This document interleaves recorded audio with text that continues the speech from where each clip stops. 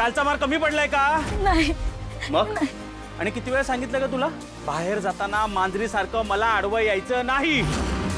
मला राग येतो माहितीये ना तुला, हं? तरीही तेच करतेस. एवढी ताकद आहे तुझ्या मनगटात? मला एवढी ताकद आहे का? नाही ना? मग पुन्हा अडवशील? पुन्हा अडवशील का? चल. तुमच्या बायकांची लायकी ना हीच आहे. पुरुषांच्या पायाखालीच राहायचं, कळलं ना? चल.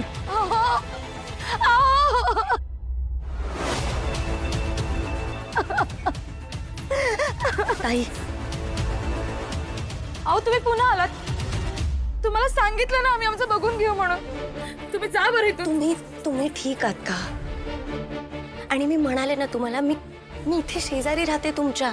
कालपासून तुमचा आवाज येतोय. तुमची काळजी वाटली म्हणून इकडे आले. अहो काहीच होत नाही. आता सवय झाली ना मला या सगळ्याची. नवरा बायको आहोत आम्ही, एवढंच चालतं प्रत्येक घरात. ताई, मोठ्या बहिणीसारखी आहेस तू मला.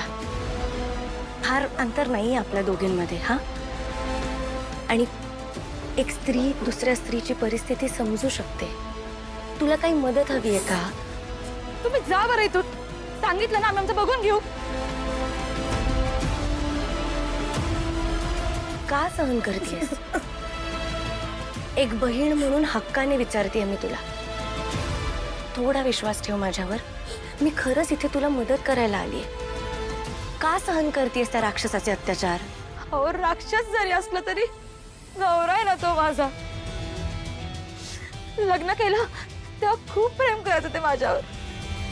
गाव सुटलं आमचं, शहरात आलो आम्ही.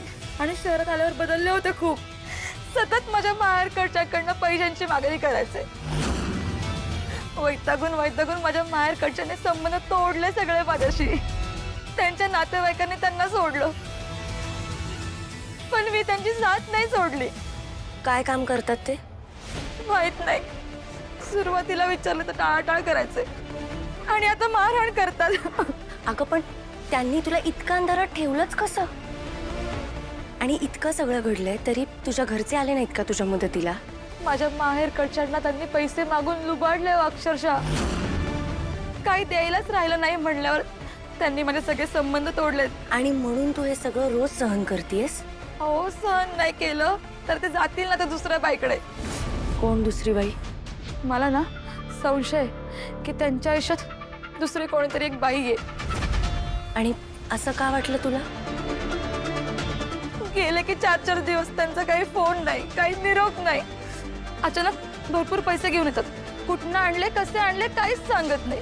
कुठला नवरा राहतो 4-4 दिवस आपल्या बायकोला सोडून? अगं पण पैसा येतोय कुठून, कुठे जातोय, आणि तो माणूस काय काम करतो तुला काहीच माहित नाहीये? नाही माहित. आणि आता मी या सगळ्याला माझं आयुष्य मांडलो. ताई, तुझ्यासोबत जे घडतंय ना त्याला घरगुती हिंसा असं म्हणतात. आणि हे कुठल्याही स्त्री बरोबर घडणं चूक नाही, खूप मोठा गुन्हा आहे. हे असंच जर चालू राहिलं ना तर त्याच्या अत्याचारापायी जीव गमावून बसशील तू. काय करू? माझ्याकडे नाहीये दुसरा कुठलाच मार्ग सहन करण्याशिवाय. तुम्ही हात पडू नका. तुम्ही जा इथून. तुला का समजत नाहीये? सुरक्षा हा कुठल्याही माणसाचा मूलभूत अधिकार आहे आणि तो मिळायलाच पाहिजे. त्यामुळे हा अन्याय सहन करणं बंद कर आणि स्वतःसाठी खंबीरपणे उभी राहा. कसं पडू पण मी या सगळ्यात बाय. तुझा माझ्यावर विश्वास आहे?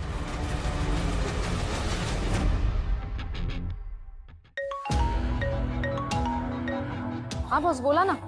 हात शिवशिवतायत? हो, कोणाला ठोकायचंय बोला फक्त. आहे एक बाईवर अत्याचार करणारा. किती ठोकायचंय?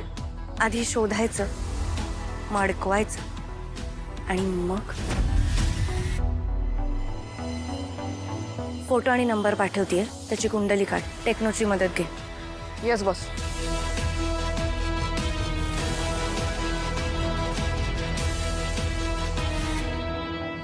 मी विचार करते आज संध्याकाळी आपण तारिणीला लग्नाच्या शॉपिंगसाठी घेऊन जाऊया आणि चेतना काकी इनफॅक्ट आपण सुद्धा आपली शॉपिंग करून घेऊया. कसं वाटलं तुम्हाला प्लॅन? चालेल ना? बस्ता बांधायचा आहे, नक्की करूया. ग्रेट. सो आजचा प्लॅन डन आहे, राईट?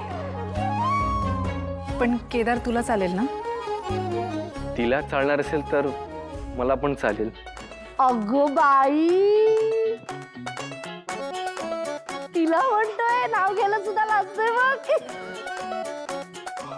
बरं, मी एक काम करते, मी सुमी आजीला फोन करते आणि कळवते. Okay? And thank you for this very good surprise. बोल फातिमा. बॉस इतना घटिया मक्कार और झूठा आदमी है ना वो, जहन्नुम में नहीं नसीब होगा उसे. शांत हो, शांत हो. काय झालंय मला व्यवस्थित सांग.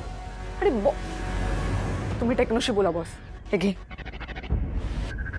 बॉस, तुम्ही ज्या माणसाचे डिटेल्स काढायला सांगितलं होतं त्याचा नंबर आणि गव्हर्नमेंट रेकॉर्ड्सवरनं हे कळतंय की त्यांनी 1 नाही तर 4 लग्न केली. रघु नाईक, राकेश सावंत, नितीन गुप्ता आणि चेतन मंचेकर. प्रत्येक वेळेला वेगळी नावं पण माणूस तोच. अरे, this is a pure case of matrimonial fraud boss. Last update काय आहे त्याचा? बॉस, त्याचा शेवटचा कॉल रेकॉर्ड केला होता. त्यातून हे कळतंय की तो पुढच्या लग्नासाठी आजच एका मुलीला भेटणार. गोल्डन गार्डन रेस्टॉरंट, संध्याकाळी 5 वाजता. ओके. बॉस काय करायचं? फटकवायचं त्याला? नाही, मी काय सांगते ते नीट ऐका.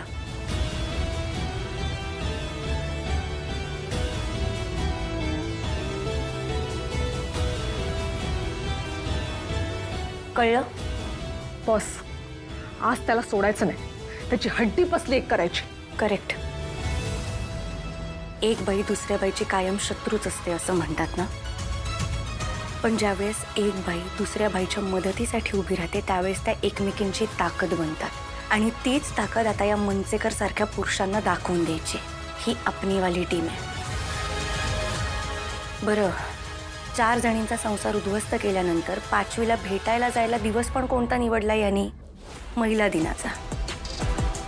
आज ह्याचा कार्यक्रम व्हायलाच पाहिजे. काय ग? कसला कार्यक्रम? अगं काही नाही सुमी, ते जरा कामाचं चालू होतं. मी ठेवते. हां, आश्रमातल्या कामाचं बोलणं चालू होतं. नाही पण अगं बाई, कसला कार्यक्रम ठेवू नकोस हं. 5 वाजता आपल्याला बस्ता बांधायला जायचंय. कौशिकी त्यांचा आत्ताच फोन येऊन गेलाय. अगं 5 वाजता? हो, 5 वाजता जायचंय. तुझं काही काम आहे 5 वाजता? नाही, काही नाही. बघा बाई, वेळेवर जायला पाहिजे हं. पद्मिनी काकू, चेतना काकी तयार झालात का? हो, तयार आहोत. हे काय, वहिनी पण आल्या.